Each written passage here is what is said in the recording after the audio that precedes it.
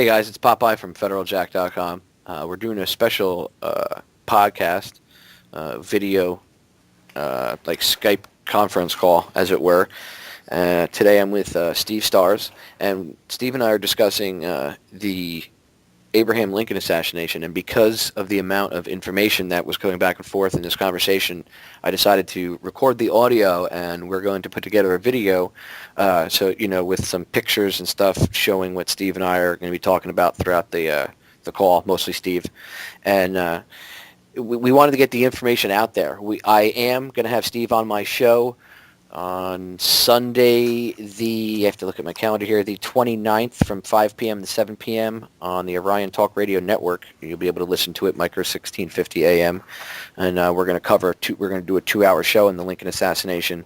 But today, I wanted to put together, at least record the audio and then put together this video for everybody, because there's a lot of very, very important, good information coming out. So, Steve, I'll shut up now and go right ahead and tell the listeners what you were telling me. And I would say pretty much start back around like the beginning where you were telling me about John Surratt and everything else.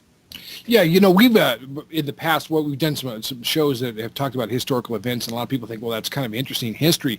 But we always try to relate to what's happening right now and how we got into this terrible situation as history progressed. And one of the darkest moments in American history, which really was a foreshadowing of the Kennedy assassination, was what happened with Abraham Lincoln at the end of the Civil War and the assassination of Lincoln. You have to understand how these events came into play. We could talk a little bit about how the war took place and the banking powers that wanted to rip this country apart. I believe it was Bismarck who had said many years after that the banking cartels of Europe wanted to tear the United States apart because they foresaw it becoming a major superpower, and they didn't want the competition. So the bankers were actually backing both sides of the war, of course. But primarily in the South, they wanted to expand slavery. Yes, slavery was a dead institution agriculturally in the South, but they were looking at mining, and mining was very big. Remember, England had suffered under their gold standard, and the economy had gone very badly. But when gold was found in 1849 in California, all of a sudden it began to revive the capability of backing currencies by gold, and so there was a big gold rush, and there was mining all over the New World, especially in Canada and the United States. And here was the place where you wanted slaves, because they could work around the clock, 24 hours. I mean, in an agricultural situation, they could plant and harvest, and the rest of the time you have to take care of them. So slavery was dying in the South. Plus the railroads who were moving to the West were getting huge easements of property on both sides of the track. Sometimes it could get up, I guess, almost even up to 20 miles of easement and property. So this meant that they had land, they had places to raise cattle, they were building railroads. They were going to have the slaves build the railroads and then go to work on the land that they had built the railroads to reach. So mining and all that, they wanted to expand this kind of an empire, feudalistic system into the territories, places as high as Wisconsin and Minnesota. And, of course, from the very beginning of the United States, even Washington was opposed to allowing slavery in the new territories. And the Mason-Dixon line was about to be erased with controversies like the Kansas-Nebraska Act, the Slave Fugitive Act of 1850, Dred Scott, some of these things. So there's this tremendous amount of tension about where the United States was going to go, and that's what led to the war. But getting into the whole story about Abraham Lincoln, you have to realize that at one point in his life, he had defended a priest by the name of Cheniquet, Father Cheniquet, who had come to him and said, I need an attorney because I've run into all this framing trouble that has come from my bishops and the church. Essentially, they're trying to run me out. I'm trying to get some things done, and we're having problems, and they're framing me and trying to take away all my ministry, my churches. They're taking away my flocks. And they're making me out to be a really bad guy, even, saying that he had relationships with a little girl that was all proven to be untrue and everything like that. So Lincoln took his case and won the case. And what had happened was, after this, Cheniquet said the Jesuits will never forgive or forget. They're going to get you. So you got to remember that all over the New World, the Jesuits had a very bad reputation. They were banned by Pope Clement XIV in 1763, I believe it was. And or was it 1773? But around about that time, they were run out of nations in Europe: Spain, Italy, various other places had decided that they'd had enough of the Jesuits after 500 years of intrigue, assassinations, political, mischief, all kinds of things. It has happened over and over and over. And so this gave a little bit of a reprieve in the United States for a period of time. And if you read the quotes of people like John Adams, you'll realize that a lot of people, John Adams, Jefferson, Lafayette, the General Lafayette, who assisted Washington during the war, all of these people had some very bad things to say about this particular organization. But they began to emerge again because I believe they actually poisoned Clement XIV. And when they did, and he knew it too, of course, he knew they were coming back and they were going to get back into control, hiding behind the Pope. The Jesuits operate a little bit behind the Vatican, much like the CIA operates behind the President of the United States. He can't control them. They have their own agenda. He has to rely on them for their connections, but at the same time, he can't really trust them either, as is the case of John F. Kennedy, another person who I believe was killed by the same people, the CIA, the Jesuits. Right now, the Jesuits control the entire spy network of the United States. Everybody from James Clapper, Leon Panetta, David Petraeus, George Tenet, and you look at other people like Nancy Pelosi, John Boehner, Biden is Jesuit trained, Kerry was Jesuit trained. All these people who run our government right now are Jesuits. Now, getting back to the story about Lincoln, I hope I'm not being too long-winded. But let's get back to that. No, not by any means, Steve. Actually, you are a fountain of knowledge, so feel free to continue and just talk and talk and talk. Go right ahead. Well, I'll just keep going on the whole thing because we were talking about what happened with Abraham Lincoln, what happened with the assassination. Now, I worked with some people who were interested in trying to exhume the body of John Wilkes Booth back in the early 90s, and you may have seen some of these segments that ran on Unsolved Mysteries on NBC. We wanted to exhume the body of Booth based on some theories that we had that Booth actually escaped from Garrett's barn and got away and possibly blackmailed the government. As the story goes, that Booth actually claims that Andrew Johnson helped him and assisted him in murdering Abraham Lincoln. Now, there's some credibility to this because John Wilkes Booth's calling card was found in Andrew Johnson's mailbox the day of the assassination. And I've had the handwriting checked. It is Booth's handwriting. And the calling card reads, "Don't wish to disturb you. Are you in, John Wilkes Booth?" Okay, and this, Mary Todd Lincoln, who was very suspicious in her characterizations of people, of course, but she also was extremely politically keen, and she was right about so many people. Lincoln even said, she's turned out to be right over and over and over. She was right about Chase. She was right about Douglas. She even saw, Grant's aspirations of being political. But she said, when she saw this card, it just freaked her out. She said, "I can't believe that man, that inebriate Andrew Johnson, is sitting in my husband's office right now, as the President of the United States." She said Johnson had some hand in all of this, in the assassination. Interesting. Okay. Interestingly enough, the vice president named Johnson, who had a hand, without a doubt, had a hand in Lincoln's assassination. Yes, isn't it? Yeah. Fast forward to JFK, and President Johnson had a hand in JFK's assassination. But go ahead, Steve. Well, this is what we've been doing so much of, Popeye. We've been showing people that some of these things that we're showing you from the history relate to things that happened down the road. It's not just interesting old history. I think we're really making some headway is helping people understand that the precedents that were set during the Lincoln assassination, they did the same thing with the Lincoln assassination they did with Kennedy. They locked up stuff for, 73 years or something like that in many cases.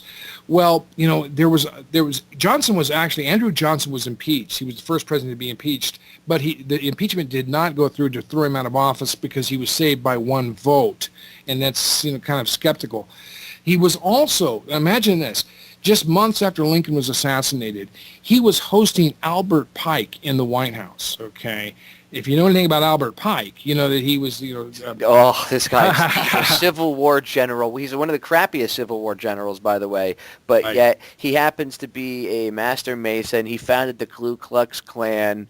There's a statue of him outside of the Department of Justice. I love telling like FBI or cops or DHS or anybody that I know that are black or even have black family members or have a black girlfriend or whatever. I say, you guys don't like the Ku Klux Klan, right? You guys take that kind of personally, right? And they go, yeah, of course we do. And I say, oh, how do you like it that the government you serve has a statue honoring the founder of the Ku Klux Klan outside of Department of Justice? Yeah, And they just look at me, they're like, huh? And I'm like, yeah, go look it up. Albert Pike. Yeah, the guy was a Satanist in a sense. If you can read his book Morals and Dogma, one of our favorite guests, of course, is Ralph Epperson, who talks about this. So he'll show you, any of his books, you can find out exactly who Albert Pike was and what his whole agenda was. This man was deeply involved. Albert Pike in the 3 World Wars. And what's creepy is that essay that, and some people say, oh, Pike didn't write it, but what was written and said that Pike wrote, if you read it, World War I was started exactly how, and this thing was written after the Civil War, but before World War I. And World War I was started the exact way it said they were going to do it. World War II started the exact same way. And the coming World War III that they're starting now, and everything that they're doing is exactly as it says in this memo or letter or whatever you want to call it that was written by Albert Pike over 100 years ago. Yeah, that's exactly it. Yeah.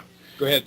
But that you're right on there, because again, what we're talking about, Popeye, is this is stuff that was happening then that you need to know now, because just like we said before, Albert Pike and this 100-year plan with the 3 world wars, maybe people have said, well, there are lots of references to the fact that this thing is existent. Others said, well, we can't really prove that it wasn't existent at all. But yes, history has followed exactly on course, just like you pointed out, Popeye. Whether it was real or not, oddly enough, it was coincidentally, in line with what has happened in the last 100 years. And we are looking at the consummation of the entirety of this thing, and that doesn't look good at all with the 3rd and final World War between the Western capitalists and Zionists and the communists and Islamic world. I mean, that's what's happening right now. And so here's this guy in the White House. I mean, he's a Confederate war criminal. Okay, very deeply involved in the occult, of course, and Andrew Johnson is giving obeisance to him. You know what I mean? As if he's like a master mason, and Johnson is being raised in his level of masonry involved here, and hosting this war criminal in the White House just months after Lincoln is assassinated. So that gives you an idea of who is actually taken over at this point. So, I mean, the story is very in-depth, but we could study a lot of things about what happened on the assassination. I think there's a very good chance that John Wilkes Booth escaped, that he was not shot at Garrett's barn, and that he may have been hanging around with a lot of information potentially that could blackmail the United States. He had ruined his family name. He had no future. He was a wanderer and a vagabond. Some say that he turned up in near Dallas, Texas, as a man by the name of John St. Helens. There was a mummy of a guy who claimed to be John Wilkes Booth. I've actually done the investigations, the forensic studies on all this stuff. And guess where I went and got all the information? Georgetown University Special Collections Library. I knew him very well. Jesuit headquarters. That's right. I had no idea that. See, here you go again. I had no idea what I was looking into when I was studying the Lincoln assassination. It all came out of our goals, which was to produce a Lincoln mini-series. We wanted to create a Lincoln story, just a good family story for people to enjoy. I had no idea what I was getting into here. I mean, the stuff is so deep that you start to realize, man, this is so satanic and evil. You definitely see the forces of light versus the forces of darkness, and the forces of the Constitution and the Bill of Rights versus the feudalistic slavery of 500 years of bloody, ugly history emanating from the Roman control over the Western world, And so, I mean, it's all about that. And here you see this fellow by the name of, his name is Judah Benjamin. And he is a very famous person in the Confederate South. He, obviously Jewish. He is a banker and involved with the Rothschild banking cartel, Popeye, and he's been an agent for them for quite a long time. And at one point, he's the Secretary of Defense, the Secretary of the Treasury, and then another point, the Secretary of State. He had a number of different offices. I mean, he kind of floated in and out. At the end of the war, when everybody's fleeing there, he's giving money to John Surratt, at least $200 in gold, which was a lot of money then, and helping Surratt dispatch messages. And John Surratt does not make any apology or any denial of this. If you go on the internet, you can read his speech, which he was forced to quit giving, by the way. They put very heavy pressure on him. But this guy was involved with the assassination. He turns up in Rome. He was photographed in Rome. If you Google John Surratt, Surratt, you can see him sitting as a papal zouave. He's one of these attendants. He's wearing the little cap with the little gown and everything like that. He turns up in Rome after the assassination. His own mother swung on the gallows. If you saw the movie The Conspirator, this is what happened to his mother because it was her boarding house where Booth and all these other people were staying. But the point is very simply this, that the powers of Rome and the powers of the banking cartel, the Rothschild Vatican Bank that had merged in 1822 following the War of 1812, was determined to take over the United States of America, determined to exploit slavery, determined to break up a republic, because Rome has always hated free republics. I mean, they don't serve the Pope. And so as a result, they actually employed a lot of agents to tear apart the United States with a lot of hoopla and hideous, just bogus ideology between North and South as the bankers were feuding and building this war system up, as we've seen them do over and over in Europe, where they play both sides into the old Rothschild game. And then wanting to expand slavery, rip up the country. When it didn't happen, when Lincoln issued the greenbacks, which were a national currency from the Treasury, not a private bank, a central bank, but not a private central bank, owned by the people, meaning that the people got the interest instead of the banksters. Get it? That's the way it's supposed to work. This was really insulting. He freed the slaves.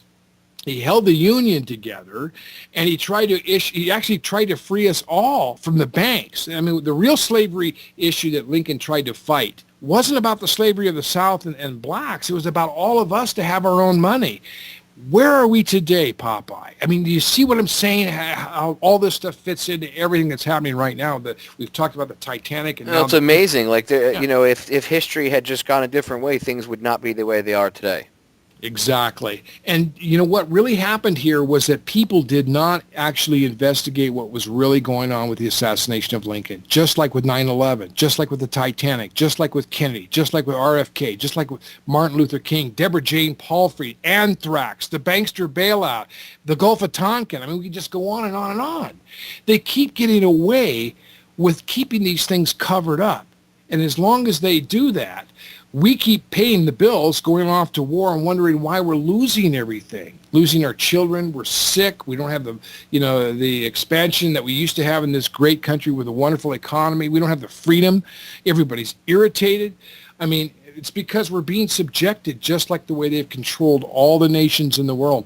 Greg Szymanski is a kind of a good friend of mine, and one of the things that he said that really sticks in my thinking, Popeye, was he said, he's been to Rome. Of course, he studied there for 6 years. He went over there during the Pachinko thing, the whole deal with the whole federal, or actually that big banking Vatican scandal. He was a reporter in L.A. and decided to get out of the country. And he came back. He was really disgusted with the entire Rome system, And one of the things he said is, if I learned anything from the history, I've learned that, everywhere the Jesuits go, they just destroy a country. They break it down into pieces and leave the people in ruins. Mexico is a classic example of what happens when the Jesuits get a hold of a country and drive it down. He says, I've seen this happen all over the world. And I hate to see it happen to your country, too. And that's what's happening right now. That's why the middle class is disappearing. That's why the same people are trying to stir up all of this same animosity with illegal immigration. They ruined Mexico, and now they want to ruin us. I mean, there have been some great Mexicans. I'm not against Mexicans at all. I mean, there have been some great ones like Benito Juarez, who tried to set up a republic. But look at Santa Anna. This guy was a Freemason, and he was also under the control and auspices and guidance of the Jesuit Church, the Jesuit, land holdings in Catholic Church. So Santa Anna ruined Mexico. People don't. This isn't about them not having what we're saying, the resources or the intelligence or the willpower or the ability. This is about those people being robbed for centuries by the Catholic Church, and now they're bringing it here too. Why do they have May Day, their day for illegal immigration? It's going on for 3 or 4 years now. Didn't have a big one this year. But that's when these illegal immigration discussions have always come up, or these big movement situations. Hey, I'm all for people having opportunities, but what's really behind this whole thing is the liberation theology concept. And if you look very closely, you're going to find Jesuits organizing this thing. They organize these kinds of revolutions. But anyhow, I mean, we get back to Lincoln again. The assassination of Lincoln was something that was carried out and engineered by Rome. And or basically, let's put it this way, the same cartel of people who killed Abraham Lincoln killed John F. Kennedy. They killed his brother Bobby, and they killed John F. Jr. I mean, they're here. They're planning to do these kinds of things. They're running your CIA. We talked about Leon Panetta. We talked about General Petraeus. We've talked about James Clapper. All these people right through that Edmund Walsh School of Foreign Affairs at Georgetown, all Jesuit trained.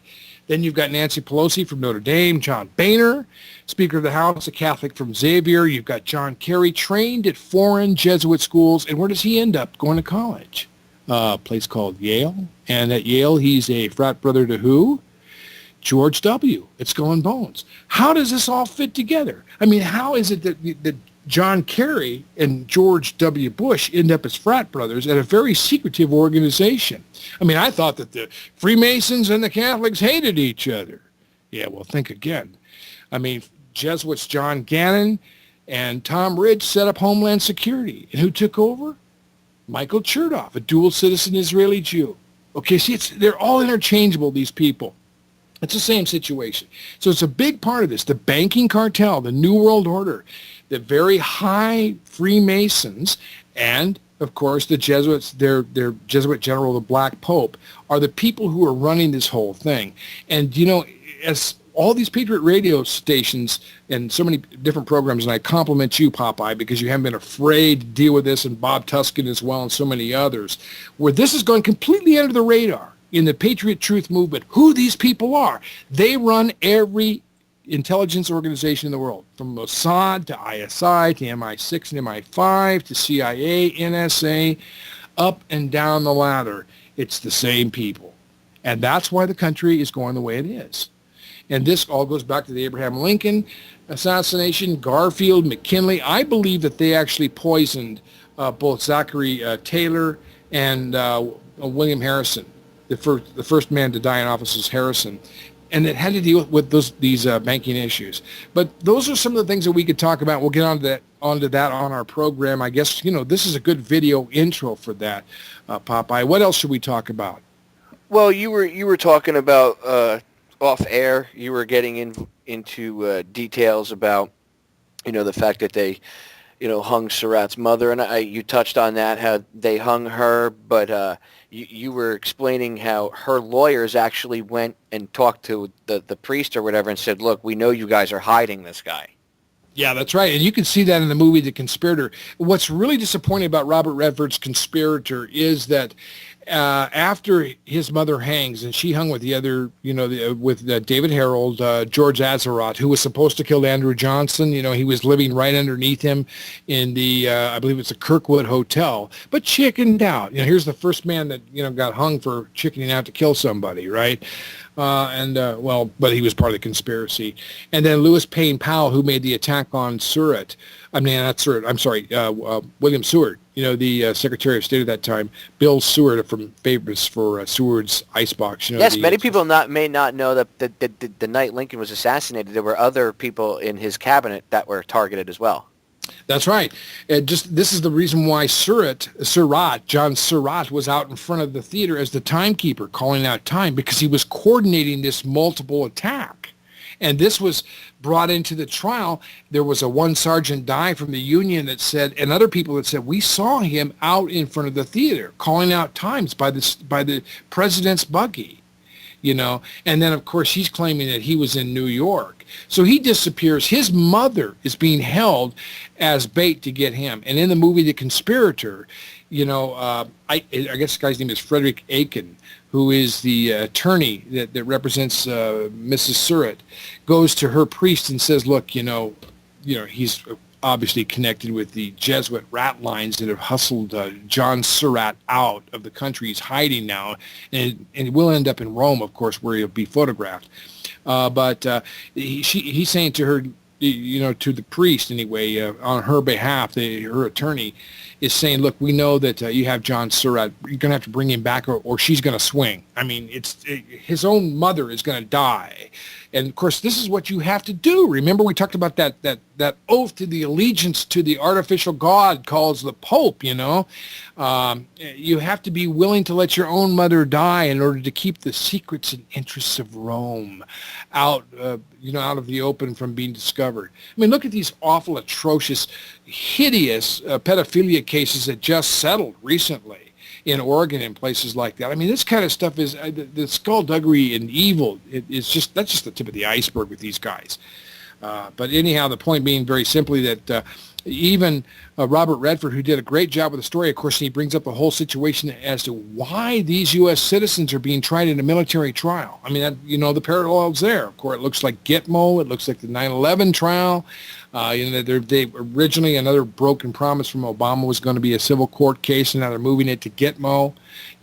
All this stuff has nothing to do with free and open justice where there's honest testimony. It's about covering the story up and getting it done. You know what I mean? Business as usual, and the people who run this business are extremely corrupt. And it should make everybody mad.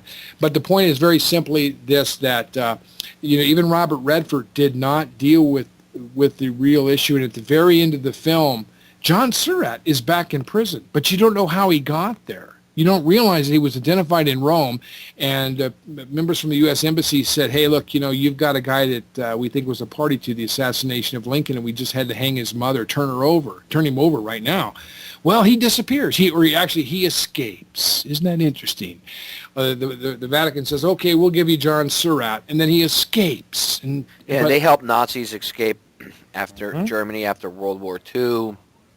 Was it only 20,000 or was it closer to 30? I think it was probably closer to 30, if you ask me. But they'll tell you, it was just a few of them, and they were being persecuted. Mm-hmm. Yeah. Mm-hmm. A war criminal is a war criminal, and 20 or 30,000 doesn't matter. You get 1 or 20,000. Yeah, there's so many of them. It's incredible, and it's incredible to know. People don't realize how deeply the fingers of the Vatican are involved in everything. You were also telling me how we didn't have diplomatic relations with the Vatican from after the end of the Civil War until like 1982, correct?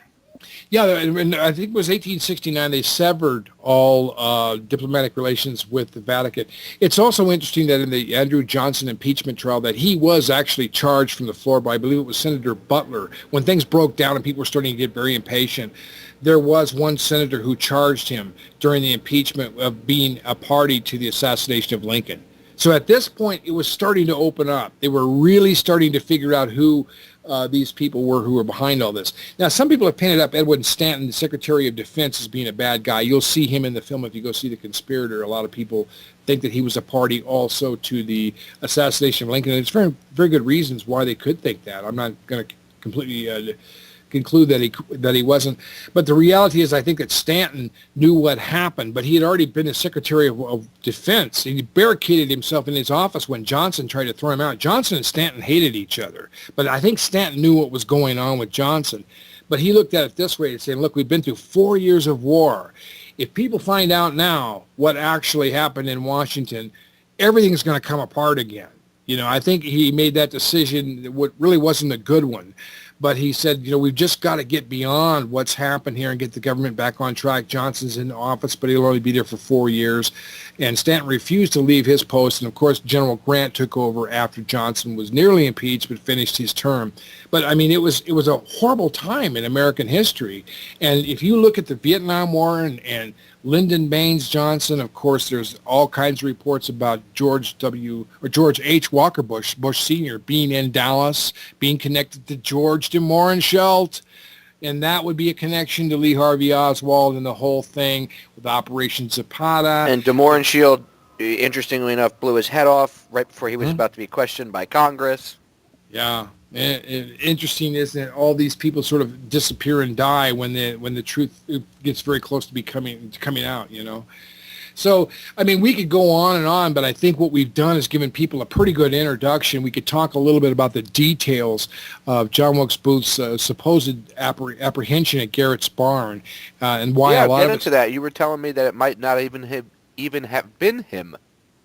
Yeah, it's very likely that it wasn't. I mean, there's information that came out that was released in a book by Louis Weichmann, who was in the movie The Conspirator. He only had a couple lines. John Surratt hated him because it turns out this fellow was also going to a divinity school, but sort of broke ranks with the whole thing, became a government testimony agent, or he was a state witness in the trial, and was identifying Booth as being involved with the Surratt family and the boarding house and what was going on with this little group of conspirators there. So it turns out this guy worked at the War Department. You know, it's odd, the coincidences of all this. But his book was held back and wasn't even published for 75 years or a long time after that. I think he wrote it in 1902. And it was released, it was finally published in 1973, his whole account of the assassination. There is information in this book, Popeye, that came out, I mean, this was verified by his book, that was already going around in the conspiracy theory groups. In other words, how did Booth get out of Washington? There was a password that he was given, and according to the conspiracy theory people, he met with Andrew Johnson on Friday, the day of the assassination, and Johnson was the one who prompted him to actually assassinate the president that night. And Booth said, I can't get out of the city. You know, you've got Grant's guards everywhere. How am I going to get across the Anacostia Bridge? I just came across this morning. They detained me for 3 hours. There's no way I'm going to do this. I can't escape. Johnson gave him a password. The password was TB, countersign TB Road. Now, this was already in the information that was being published and printed by people who were investigating this from accounts of what happened that night Booth came across the bridge. And what was so interesting about this was a lot of this information was now being confirmed. Booth got through a Union patrol underneath a false bottom. You know, the old magician's trick. They took a wagon and created a false bottom underneath it, and Booth got underneath this false bottom. Then they threw a bunch of chickens and, you know, tools and some bags of hay or whatever on top. It had an old black man ride this wagon through the Union patrol, and they kind of looked in the back and they said, "You ain't seen a Booth, have you?" He said, "No, sir." You know, and off they went. You know, and Booth was inside this wagon. Nobody knew this, and this was confirmed as well, that he had actually gotten through a Union patrol under the false bottom. All these different things. Now, this is where he supposedly left his diary and his pen and his compass and all this material. He was wearing a Confederate uniform. He went to the Garrett's house. I believe it was, now we're almost 2 weeks, was it the 26th, roughly around the 26th of April at this time. He had been on the run. Of course, he had the bad leg. He had shaved his mustache. But he was staying at the Garrett's farm. And back in those days, you know, if you're a Southerner, you had to offer some kind of Southern hospitality. But the Garretts were somewhat suspicious of both David, Harold, and Booth because they didn't want to get into trouble. You know, they were in Virginia. Was this after he had stopped by Mudd's house? Yeah, he'd stopped by Mudd's, you know, almost immediately after the assassination during that night, and had his leg set, and he'd shaved his mustache. Do you think Mudd was part of this vast conspiracy, or do you think he was just some poor schmuck that got involved? I think that's what Mudd has portrayed himself as, but I think he actually was part of Mosby's Rangers, and this group that was involved with all this with the Confederate command had gone all the way into Richmond. Mudd had enough contact with these people to be, now I wouldn't say he was a deep insider, but he knew enough of what was going on. So I think when Booth came to his house, it wasn't like it was a complete surprise that somebody involved in the rat run or this whole situation, you know, their means of communications in the South. So I wouldn't say that Mudd was extremely guilty, but I would think that he probably did know Booth and did know what was going on here. And he was somebody that, you know, it was another ally that they headed to, that they could call upon. But see, the Garretts did not really know what was happening with Booth, and they just were offering Booth and Harold. They were offering Booth and Harold, you know, some Southern hospitality, because at that point he was dressed in a Confederate uniform, didn't have the mustache. They knew that there was a man by the name of John Wilkes Booth missing, but he was hobbling around on a leg which was supposed to be a war injury, and so they were letting him stay at the house and down in their tobacco shack, which was just a big curing barn. It was a big open kind of a curing place where they hung tobacco, letting them stay down there. But they had some concerns that there might be some evil going on here, and they were afraid they were going to lose their horses. Now, here's what's so interesting. I call this my missing horse, my missing horse, theory about the potential of John Wilkes Booth's escape. There were 3 Confederate soldiers, they're actually officers, Bainbridge, Ruggles, and Jett, who were up on the bluff, and they had been watching the Union troop with Conger and Daugherty come down, looking around in that vicinity, because they had actually tracked Booth this area, and they knew that he had to be in some part of this region. So these 3 officers, these 3 Confederates were part of Mosby's Rangers. They were part of that same, network, that pipeline that I was telling you about.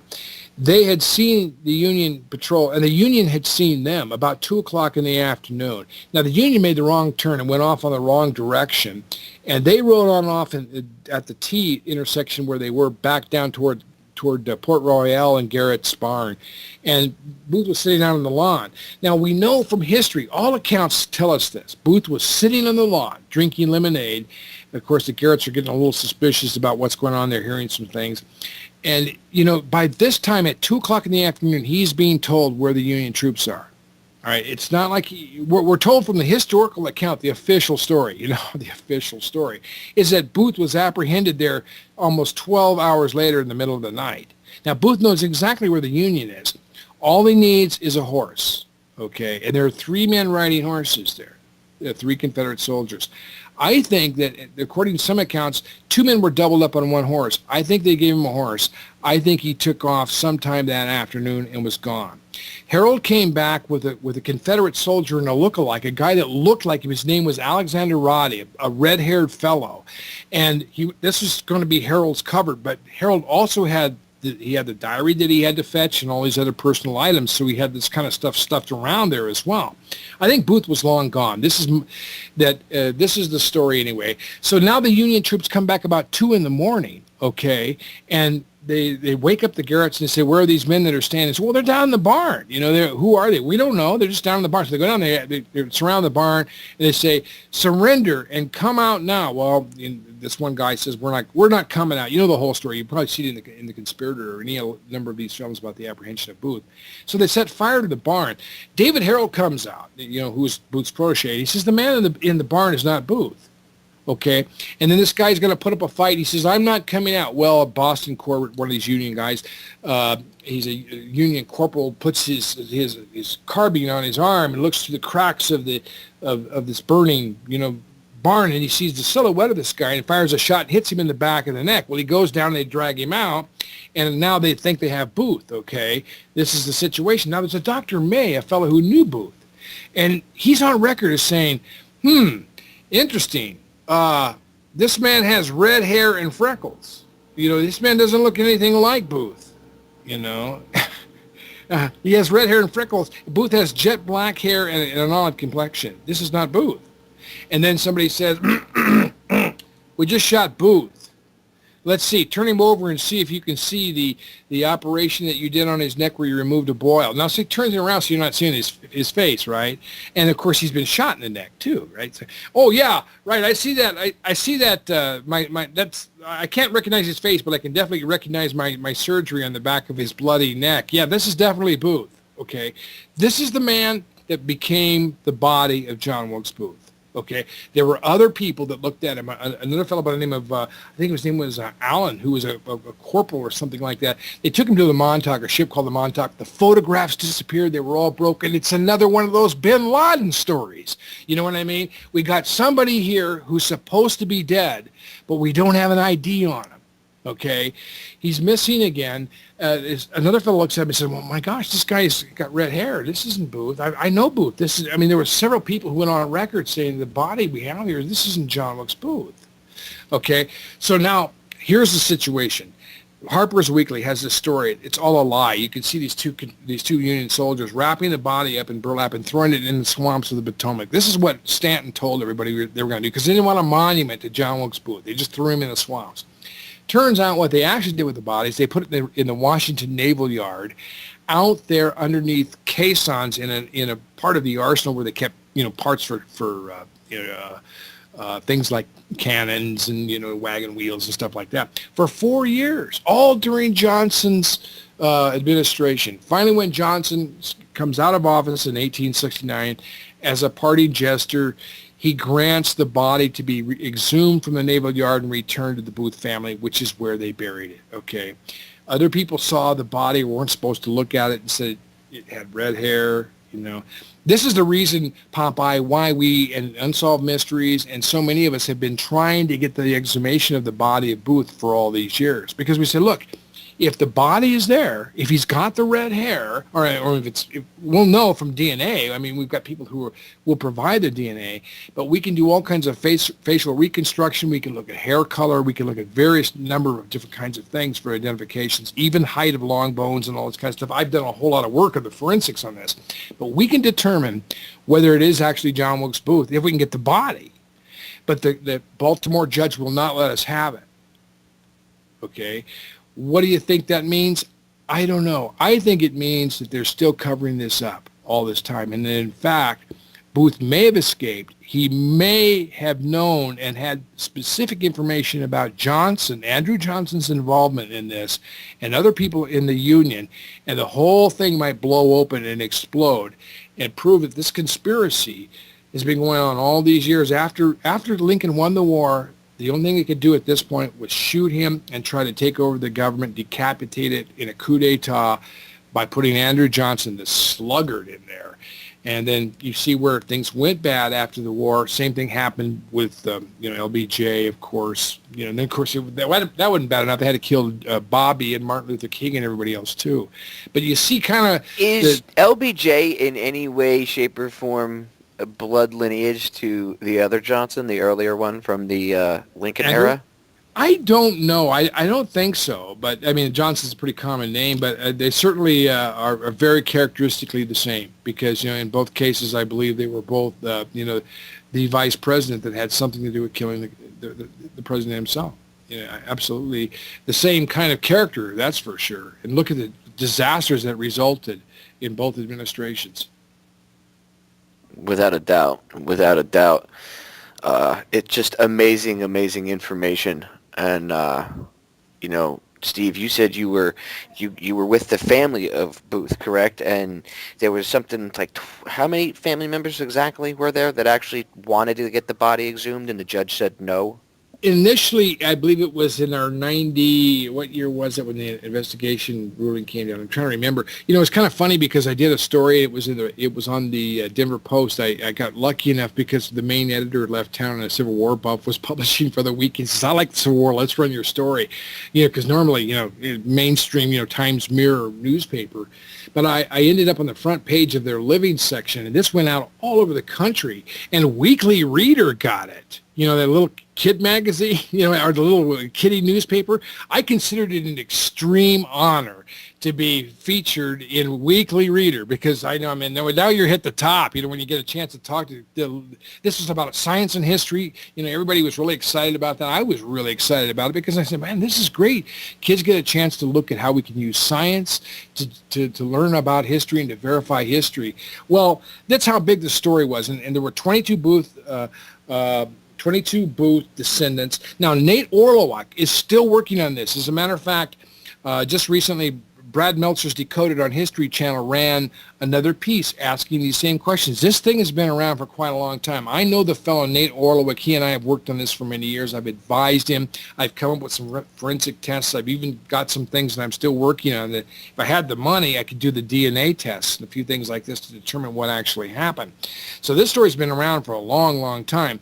But, it's interesting enough, Popeye, that a History Channel doesn't really want to know about the connections with Andrew Johnson.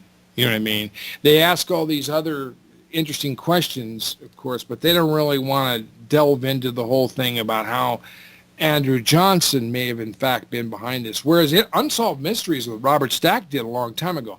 Now, I never actually met or worked with the Booth family, but they were a part of our entire push and investigation. Nate Orlowak had worked with them and the people on that side, and that's where they assembled the 22 Booth descendants. And I think they had their attorney's name was Mark Sade. And they were the ones who filed for the exhumation, and it was turned down. My job at that time was to give them forensic support using photographic superimposition, DNA, long bone measurements, and a number of other forensic tools that had been used to identify dead people for a long period of time. So that's where I came in. I still have a few of those in mind, and I've even recommended that they be used because there are some other things, a few other items out there that are possible links to DNA identification. But the question is, if Booth isn't buried there, why are they trying so damn hard to keep, if he is buried there, why is it a problem? You know what I mean? Why isn't it we can't have access to our own history here? This is the whole thing. Why is it that we're supposed to just accept whatever they tell us, whether it's 9/11, whether it's JFK, whether it's anthrax, whether it's the bankster bailout? Hell, we don't have to have an audit. Just give them your money. It's just absolutely insane the way we are bullied by this government and treated like children. And, we haven't been able to get into the body. We haven't been able to exhume it. There are other tests, of course, but what would it prove if Booth isn't there? It would prove just like, exactly what it would prove. What if we could prove that bin Laden was never shot on May 1st, 2011, that he was dead 9 years ago? Well, what kind of embarrassment would that be for a whole government, a whole economy in a sense, or our whole administration here? These are the kinds of questions you ask. These are what we keep asking. They're the important questions, Steve. They're the questions that have to be asked, because too many people have been, taught not to ask these questions, and they've been told that you're a conspiracy theorist if you ask these questions. But if you go throughout history, it's the mainstream history itself has posed these these anomalies, and we're just saying, hey, look, this is what's going on. It's not like we're making this information up. We people don't sit in their basement trying to think of how they can make fake history. This is real history. Mainstream reality history. The people that control the news media just don't want you to know about it. And the people that control the education system are the very same people. So, Yeah. I understand why people are brainwashed, but it's very important for people to look back on history. That's why when Bob asked me yesterday on the show about the Titanic, he said, why is it important that we know about this stuff, especially with what's going on today? Yeah. History is very important. If you don't learn history and respect it, you're doomed to repeat it. Yep. And that's what we've done. That's why we have the Kennedy assassination, the Bobby Kennedy assassination, the Martin Luther King assassination, the killing of Deborah Jane Palfrey, the D.C. Madam. This is horrendous. Even Geraldo was asking questions and thinking how can we allow this kind of stuff in this government and have any shred of credibility left anymore? You're absolutely right. And the reason why we point out these historical things as we've been doing, Popeye, is to raise these questions and show you how it got into this situation. And I really hope that there's going to be this day where we have a glasnost, if you like, the Russian term, open throat, or a moment of truth, where we come to the realization, we're saying, look, the country has wearied itself with lies. And we can't do this anymore. It's all coming apart. We've got to get back. The blood of 3,000 people swept under the rug in 9/11. I won't stand for it anymore. I won't vote for any candidate who doesn't want to get to the bottom of it. I like Ron Paul, but I'm pressing him hard. You need to make this an issue. It's time we quit ignoring this stuff. It's gone on and on and on. And just like you said, if they don't learn from history, they'll repeat it, and history's getting worse and worse with every repetition. All right, Steve. Just getting back really quick because we got a little bit off on a tangent onto the vast conspiracy and agenda. But just getting back really quick before I forget, is there anything else that you want to add to the video here about the assassination of Abraham Lincoln? Well, I think, if you look at it realistically, I'm not going to say that Lincoln was a great hero, but I think he was a person who believed in the Constitution. If you listen to his last speech about how he intended to, as quickly as possible, put the states back under control of their own authority, even though, of course, it was going to be martial authority to start out with, but it was at least going to be the state martial authority and not the federal martial authority. This is what he was talking about as an example for Louisiana, saying that, this would be the best way to go. Just get a state state law, state martial authority in effect first, and then bring the states back in as they, as if they'd never left, in a sense, and restore the old Union. And a lot of people blame Lincoln to a large extent for what happened with the 14th Amendment, and I can understand why, because the 14th Amendment, the way, 14th Amendment really came about, and the new 14th Amendment incorporated America, is a horrible aberration of the original constitutional intent. But I don't think Lincoln would have stood for that had he lived in office. So they had to take him out. They had to get rid of him. And they used the Jesuits to do it. If they couldn't win the war by destroying us, if they couldn't take us down, Popeye, by shedding, almost 500,000 people's blood, and rip the country apart, ideologically, or, use the banks to destroy all of our infrastructure, then they were going to do it by decapitating our leadership after we had won our own war. And that's what they're doing right now. I mean, even if we were to win the wars in Afghanistan right now, or Iraq or Pakistan or Libya, we'd come back to a state that would even be worse than it was before. And so, that's one part of the Lincoln story that needs to be told. But, what happened here is that they've been fighting us all along. They've been fighting our republic, our Bill of Rights. Now look at the Fourth Amendment's gone. Look what they want to do with the First Amendment. It's because they're evil, and we have to keep up this fight because, every generation has to, water the tree of liberty with at least the blood, if not the sweat and tears, of people who, are out there like you and I making this information available to the folks.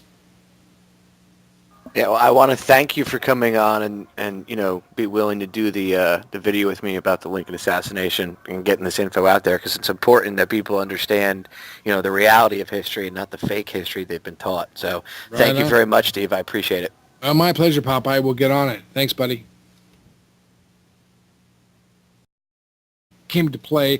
We could talk a little bit about how the war took place and the banking powers that wanted to rip this country apart. I believe it was Bismarck who had said many years after that the banking cartels of Europe wanted to tear the United States apart because they foresaw it becoming a major superpower, and they didn't want the competition. So the bankers were actually backing both sides of the war, of course.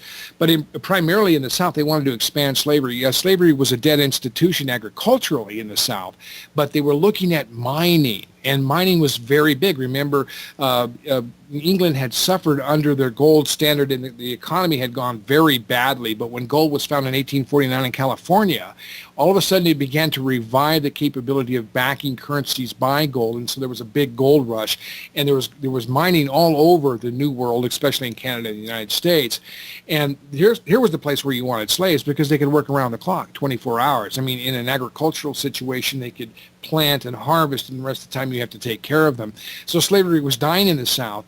Plus the railroads who were moving to the West were getting huge easements. Sunday, I have to look at my calendar here, the 29th from 5 p.m. to 7 p.m. on the Orion Talk Radio Network. You'll be able to listen to it, micro 1650 a.m. And we're going to we're going to do a 2-hour show on the Lincoln assassination. But today, I wanted to put together, at least record the audio and then put together this video for everybody, because there's a lot of very, very important, good information coming out. So, Steve, I'll shut up now and go right ahead and tell the listeners what you were telling me. And I would say pretty much start back around like the beginning where you were telling me about John Surratt and everything else. Yeah, we've in the past, we've done some shows that have talked about historical events, and a lot of people think, well, that's kind of interesting history. But we always try to relate to what's happening right now and how we got into this terrible situation as history progressed. And one of the darkest moments in American history, which really was a foreshadowing of the Kennedy assassination, was what happened with Abraham Lincoln at the end of the Civil War and the assassination of Lincoln.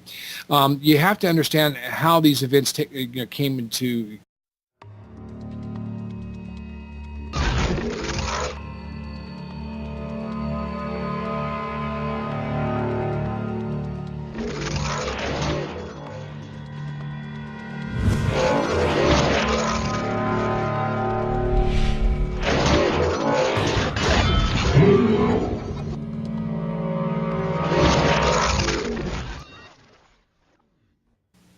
Hey guys, it's Popeye from federaljack.com. We're doing a special podcast, video, like Skype conference call, as it were. Today I'm with Steve Stars, and Steve and I are discussing the Abraham Lincoln assassination, and because of the amount of information that was going back and forth in this conversation, I decided to record the audio, and we're going to put together a video, with some pictures and stuff showing what Steve and I are going to be talking about throughout the call, mostly Steve. And we wanted to get the information out there. I am going to have Steve on my show on come from my bishops and the church. Essentially, they're trying to run me out. I'm trying to get some things done, and we're having problems, and they're framing me and trying to take away all my ministry, my churches. They're taking away my flocks, and they're making me out to be a really bad guy, even saying that he had relationships with a little girl that was all proven to be untrue and everything like that. So Lincoln took his case and won the case. And what had happened was, after this, Cheniquet said the Jesuits will never forgive or forget. They're going to get you. So you got to remember that all over the New World, the Jesuits had a very bad reputation. They were banned by Pope Clement XIV in 1763, I believe it was. And or was it 1773? But around about that time, they were run out of nations in Europe. Spain, Italy, various other places had decided that they'd had enough of the Jesuits after 500 years of intrigue, assassinations, political, mischief, all kinds of things. It has happened over and over and over.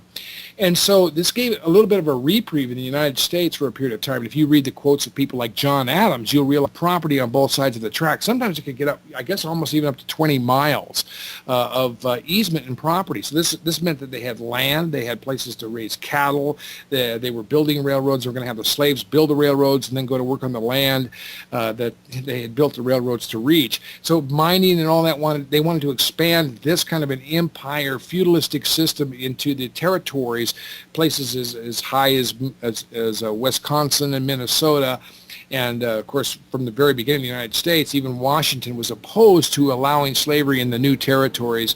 And the Mason-Dixon line was about to be erased with controversies like the Kansas-Nebraska Act, the Slave Fugitive Act of 1850, Dred Scott, some of these things.